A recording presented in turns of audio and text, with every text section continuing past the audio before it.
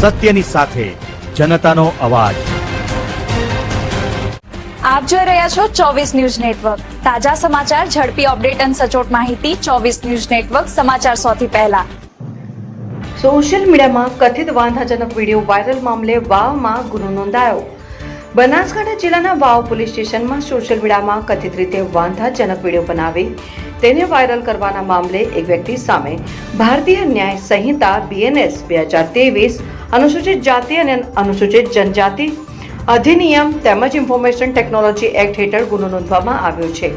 Police ફરિયાદ મુજબ ધરા ગામના રહેવાસી અને વ્યવસાયિક ખેડૂત રાણાભાઈ ભાણાભાઈએ વાવ પોલીસ સ્ટેશનમાં લેખિત અરજી આપી હતી। અરજીના આધારે પોલીસે વાવના સોલંકીવાસ વિસ્તારમાં રહેતા મહેશ ભગત ઉર્ફે મહેશભાઈ શંકરલાલ ત્રિવેદી સામે ગુનો નોંધી વધુ તપાસ હાથ ધરી છે।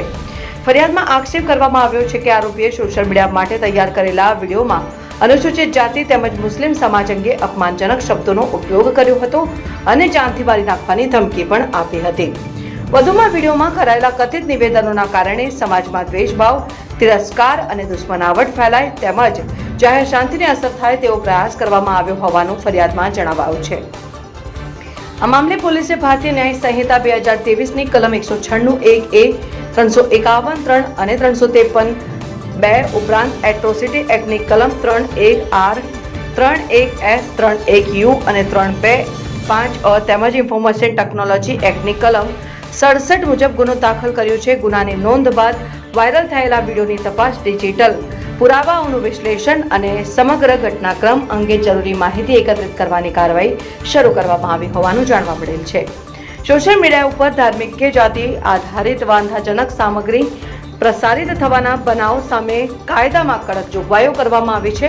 પોલીસ દ્વારા પણ આવા મામલાઓમાં પુરાવાના આધારે નિષ્પક્ષ તપાસ કરવામાં આવી રહી હોવાનું સૂત્રો પાસેથી જાણવા મળ્યું છે। નોંધ: આ સમાચાર વાવ પોલીસ સ્ટેશનમાં નોંધાયેલી એફઆઈઆરમાં કરાયેલા આક્ષેપોના આધારે તૈયાર કરવામાં આવી છે। સંબંધિત આરોપી સામેના આરોપો કોર્ટમાં સાબિત ન થાય ત્યાં સુધી તેમને કાયદાકીય રીતે દોષિત માનવામાં આવતા નથી। અહેવાલ રાણાભાઈ પારેગી, થરા, 24 ન્યૂઝ નેટવર્ક।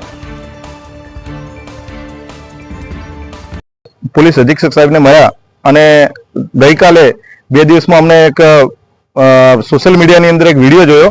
એ વિડીયોની અંદર દલિત સમાજ વિશે અને મુસ્લિમ સમાજ વિશે જે એક બટુક મોરારી એમનું નામ કહે છે અને એમનું નામ મહેશ ભગત કહે છે, એ વ્યક્તિ ખૂબ જ ખરાબ ભાષામાં દલિત સમાજ અને મુસ્લિમ સમાજ વિશે બોલી રહ્યો છે।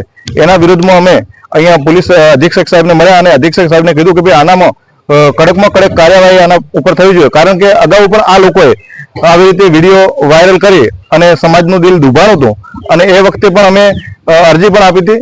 એ વખતે પણ તપાસની અંદર એટલું બધું કંઈ પેલું થયું નહીં, પણ આ વખતે અમારી માંગ છે કે આને જેલમાંથી છૂટવો જ ન જોઈએ અને કડકમાં કડક સજા થવી જોઈએ, કારણ કે જો આ રીતે જો આવી રીતે વિડીયો વાયરલ કરીને આવી રીતે જો કોઈને ગેરશબ્દો બોલશે કોઈ આખી સમાજને, તો દલિત સમાજ સાંખી નહીં લે અને જો આમાં કાર્યવાહી નહીં થાય તો આવનારા સમયમાં અમારે ખુદને એને જઈ અને એની આંખો ખોલવી પડશે અમારે।